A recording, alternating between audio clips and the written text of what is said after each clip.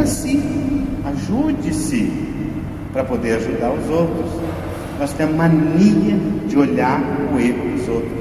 Agora mesmo que eu estou falando, você está pensando, se a minha cunhada estivesse aqui, se o meu não sei. Não, é você. Eu estou falando para mim, eu estou falando para você. Aí sim vai adiantar alguma coisa. Cair para a gente. A temperança, a moderação, a sobriedade. É a carta de Tito, capítulo 2. Viver com moderação no comer, no beber, na modéstia do vestir, na cautela dos lugares onde você frequenta. Tudo isso é equilíbrio.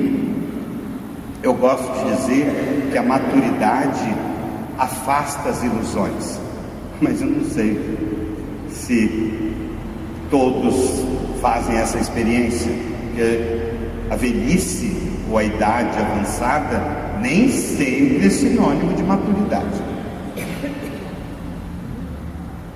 Tem menina, mocinha com 20 anos, 18 anos, casa às vezes com um rapaz de 30 e tantos, ela é muito mais madura que o rapaz. Formação ali, aquela fineza de educação, de religiosidade. O outro vem às vezes de uma casa confusa, aquela coisa e muito perdição na vida. A moça parece que é muito mais nova, às vezes 10, 20 anos mais nova. O que regula a maturidade? O esforço de cada um, aquilo que a pessoa recebe, as oportunidades que tem. Por isso não podemos julgar ninguém. Mas se estamos aqui, é uma palavra que estamos dando de ajuda para a gente amadurecer. Agora, se você vive de ilusão, mau sinal. A maturidade afasta as ilusões. Você vê o essencial, você vê aquilo que precisa. Ficou com muita picuinha, pessoa imatura, briga por causa de ciúme, possessivo, tudo coisa infantil. Quando a pessoa amadurece mais interiormente, espiritualmente, ela é mais equilibrada e ajuda muito a si mesmo e aos outros. Se não, desinvesta para alguma coisa, ou bebe demais, ou vai usar droga, ou então a sensualidade exacerbada, ou come demais, passa em alguma, tudo que é demais é demais. Então, cabe a cada um. A temperança nos faz senhores de nós mesmos. Nós dominamos a nós mesmos. Por isso que o jejum é importante. Você domina o corpo. Está com fome, você fala, fica aí, mas eu que mando. Porque se você não domina você mesmo, seu próprio corpo, aí então é complicado. Dominar as nossas paixões desordenadas. Estou acabando, viu? Fortaleza é a última virtude. Nos dota de segurança em tudo que fazemos. Tudo. Peça sempre esse dom, essa virtude, desenvolva a fortaleza. Tem gente que você vê e fala, que fortaleza que é essa mulher, que é esse homem. A gente admira na dificuldade, nas contrariedades. A fortaleza nos ajuda a vencer o medo e a continuar, a perseverar. A pessoa forte, ela é generosa. E é na hora do vamos ver que nós somos provados, né? A religião nossa é muito bonita, enquanto canta, tá tudo bem, a geladeira está cheia, tem um dinheirinho na poupança, dá para pagar a gasolina do carro, que não é aquela coisa, mas tem, enfim, vamos, tá tudo bem. A hora que dá uma coisinha pronta. Nossa, mas o que eu tenho? Por que Deus... Aí a religião vai tudo por água abaixo. O que late, né? A qualidade da nossa religião. Dá uma fortaleza que dá esse tom. Ela é o suporte, é a constância. Pessoa constante, ela é o paralelo aqui com o equilíbrio, né? A fortaleza da constância. Já viu que tem gente que fala uma coisa para você na segunda, na terça não sustenta. É aquela coisa, não tem firmeza.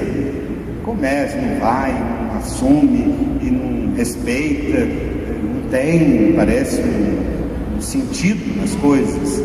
Falta desenvolver essa fortaleza, visão, abertura do coração. Resistência, que talvez seja uma das palavras mais bonitas, é a resiliência. Os aviões são feitos desse material de resiliência, né? Porque a pressão da atmosfera, o ar, então aquele aço, vamos dizer assim, do avião, essa parede, ela tem que, mesmo que amassando um pouquinho, vamos dizer assim, ela volta facilmente no lugar original. A fortaleza nos dá isso, essa resiliência. Vem uma bomba, uma coisa estoura aqui, faz aquele amassa a nossa cara, vamos dizer, mas volta. É a fortaleza que faz essa resiliência, essa resistência, entendeu? De não ser. Agora não, quem não tem é atingido e pá, derruba, cai para levantar só, por Deus. Nossa, dá o que fazer. É bonito a pessoa que recebe, que desenvolve essa virtude da fortaleza. É um herói. E herói não é só aqueles no campo de batalha, não. Herói na cama do hospital. É no leito, uma hora que você quebrou a perna, um acidente, teve que ficar lá, faz uma experiência, ou de doença, alguma coisa. Isso é herói, é uma batalha. É fácil, não. Talvez muitos que estejam aqui sabem muito bem o que é lidar com limites. Talvez você já tenha chegado num limite assim que você falou, meu Deus, parece que negócio, parece que eu estou indo já, como é que não é? Quando faz uma experiência dessa, a pessoa muda, só se for muito ruim mesmo, para não mudar, mas muda. Deus vai dando sinais, os heróicos, né? São aqueles todos visíveis, mas tem muitos que são invisíveis. Aquela mulherzinha lá na roça, não sei aonde, sozinha no lugar. Outro dia, a mulher tem lá suas dificuldades, seus problemas, às vezes doença dentro de casa, e levanta, e faz, e aquela rotina, e aquele amor, aquele coração puro, aquela devoção. Meu Deus, de onde que sai isso? Como é que pode, se não for pela graça de Deus? O amor. Estamos às vezes paralisados, mas as 4 virtudes podem nos levar até Jesus. Então desenvolva, faça esse esforço de desenvolver essas virtudes, porque quanto mais você desenvolver as virtudes, mais próximo de Jesus, e Ele vai dizer, meu filho, pega essa cama e sai, vai andando, não fica amarrado não, você está paralisado, você está amarrado, suas coisas não vão para frente, vamos, tenência, vai, assume a tua história e segue. É isso, meus irmãos, que nós precisamos, e que muita gente precisa ouvir, mas levar para dentro do seu coração.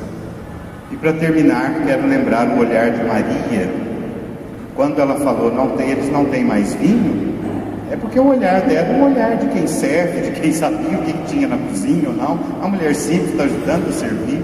Qual o nosso olhar dentro de casa? O que falta na nossa casa? O que falta nessa amizade aqui, ou nesse irmão meu, naquele primo? Olhar com um olhar de servo, de quem vê por detrás, quem vê a necessidade do outro. Assim o olhar de Maria nos ensina. Eu acho tão bonita, salve rainha, quando a gente fala, esses vossos olhos misericordiosos. Eu toda vez até me arrepio quando eu rezo, porque eu fico imaginando o olhar de Nossa Senhora.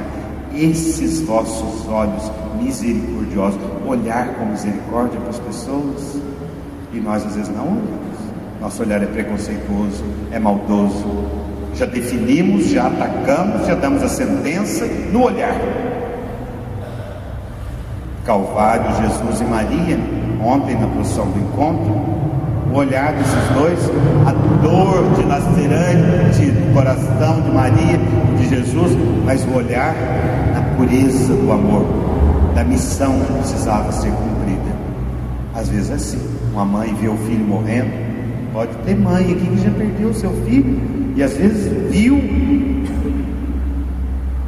Me lembro de uma ocasião, na Fernão Dias, que eu parei para socorrer um acidente, nem sei se eu contei aqui, às vezes a gente repete as coisas, tanta história, e estava eu, minha mãe e uma irmã minha no carro, nós estávamos vindo, acho que de São Paulo, não sei, quando veio um acidente, uma caminhonetinha na frente, acabou de acontecer,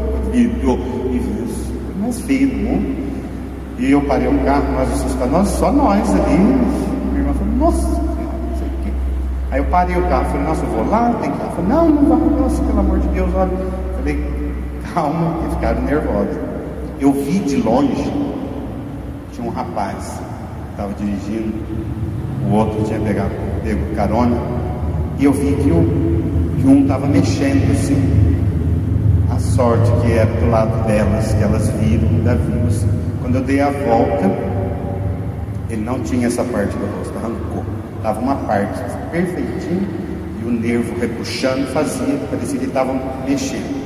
Mas não tinha. Eu rezei, fiz a oração, dei absolvição, sob condução para eles, o outro muito machucado, parecia. Infelizmente vieram a falecer. E quando eu estava em oração por eles, ali naquela hora, chegou a Polícia Federal, a ambulância, aquela coisa toda, e eu cumprimentei lá o guarda, falei que era padre, que eu tinha rezado por eles, e foi embora. Depois de 1 ano e 4 meses, mais ou menos, um dia eu estava na igreja, lá em Pouso Alegre, na Paróquia Fátima. Foi naquela ocasião, eu estava com obras lá, aí vi 2 mulheres entrando assim, na porta, e foi rodeando a igreja, eu estava lá atrás, e uma falou assim, aquele lá. Eu falei, que será, meu Deus? Aí vieram aquelas 2 mulheres, uma chegou, falou para mim assim, o senhor é o padre? Não, eu falei, sou. Ela falou, por acaso, alguma vez o senhor parou na rodovia para rezar por um rapaz, assim, perto de tal lugar? Eu falei, parei, faz tempo já, rezei, sim, ungi, inclusive com óleo. Ela falou, eu sou a mãe dele. Essa mulher ficou 1 ano e meio me procurando, porque sabia que era um padre, mas não sabia qual padre. E a única coisa que ela se apegava era de saber que o filho dela tinha recebido a absolvição e a bênção do padre. A única coisa que dava consolo, que perdeu um filho jovem naquela situação. O rapaz pegou carona para andar 5 quilômetros, tadinho. Pegou carona para a morte, ele podia ter ido a pé 5 quilômetros. E eu abracei, somos amigos até hoje, me adotou quase como filho dela, assim. Mas eu vi naquela hora, no olhar dessa mulher, um olhar de dor, mas um olhar de paz, por saber que o filho dela tinha recebido essa bênção. A fé saciou aquela mulher. Eu fiquei impressionado, obviamente, com a situação, e nem sabia como fazer, mas eu falei, meu Deus, o que é a fé? Se não fosse a fé, o que ia dar força para essa pessoa numa hora dessa? É o olhar da fé, que nós também devemos ter com aqueles que estão próximos de nós. E por fim, vai falando por fim, vocês vão animando e vão. Não para nunca, né? Agora estou terminando. Jesus, no Evangelho que eu escolhi, viveu uma situação constrangedora. Eles armaram para ele. Olha, essa mulher foi pega em flagrante adultério. A lei de Moisés manda apedrejá-la. Se Jesus falasse, não vai apedrejar, ele ia contra a lei de Moisés. Se ele falar, pode apedrejar, ele era a favor da violência. Eles armaram certinho, porque sabiam que iam pegar. De algum jeito eles pegavam Jesus para poder condená-lo e crucificá-lo. Eles estavam procurando e até que enfim acharam, forçaram a barra para conseguir condenar Jesus. E Jesus dá uma resposta depois de um período de silêncio, aquela mulher de certo apavorada. Ele falou, quem não tem pecado, atire a primeira pedra. E o interessante é que Jesus começa a escrever, que essa cena é muito falada, não sabemos o que ele escreve no chão. Alguns dizem que ele escrevia os pecados daquelas pessoas, desde os mais velhos começaram a afastar, que é o também que nos incomoda. Outra pergunta que deu a esse homem, o homem que estava com essa mulher, ela estava pecando sozinha? Onde que está esse homem que ninguém chama e por que só a mulher vai ser apedrejada? E o que Jesus escrevia? Aliás, na Bíblia, essa talvez uma das únicas vezes que fala que Jesus escreveu alguma coisa. Talvez para dizer que eles estavam escrevendo na terra, mas eles tinham que escrever no céu. Inscrever os nomes deles no céu. E para inscrever o nome no céu, nós não saímos atirando pedra nos outros, não. Jesus ensina que a graça é maior que a lei, que o perdão supera o ódio. Então esta cena de hoje também para nós, e nós poderíamos citar Santo Agostinho, e que diz desta forma: era o médico em face da doente, a miséria diante da misericórdia. a miséria, aquela mulher caída, já machucada ali, machucada na alma, no corpo, no preconceito. Sabe Deus como foi a vida dessa mulher? E em pé estava a misericórdia, de braços abertos. Ninguém te condenou? Ninguém, Senhor. Eu também não te condeno. Vai e não peques mais. É a misericórdia de Deus que nos abraça. Todos saíram. E hoje eu quero que você agora feche seus olhos um minutinho. É você e Jesus. Eu e Jesus. Todos os outros saíram. Eu e Jesus. Você e o Cristo, a misericórdia. E você apresenta para Ele os seus pecados. Apresenta a sua vida. E peça ao Senhor a graça do perdão de todos os seus pecados. Nós queremos, Senhor, que as pessoas nos compreendam, mas às vezes não compreendemos os outros, não temos complacência. Jesus, nós somos às vezes inimigos da própria igreja, inimigos do bem, porque nos preocupamos mais com as coisas e não com as pessoas. Ó Mestre da Divina Graça, tire de nós a indiferença, o desprezo, que o pecado não domine sobre nós. Quando que eu vou ficar livre do pecado? Quando ele não dominar sobre mim. Tem algum pecado que domina sobre você? Então reaja, meu irmão. Eu não sei o que fazer com fulano, com a minha mãe, com meu pai, com meu filho. Eu não sei o que fazer com cicrano. A resposta é: faça primeiro por você. Porque aí a sua atitude virá pelo poder do Espírito Santo. Quando não sabemos o que fazer com os outros, é porque não sabemos o que fazer com a nossa própria pessoa. Precisamos nos situar, fortalecer, e o Espírito falará por nós. Vou levantar-me e vou ao meu Pai, e direi: Pai, pequei contra o céu e contra ti. Por isso hoje queremos também nos levantar do pecado, retirar toda a amargura do nosso coração. Derramarei sobre vós águas puras, que purificarão vossas imundícias. Lava, Senhor, agora o nosso coração.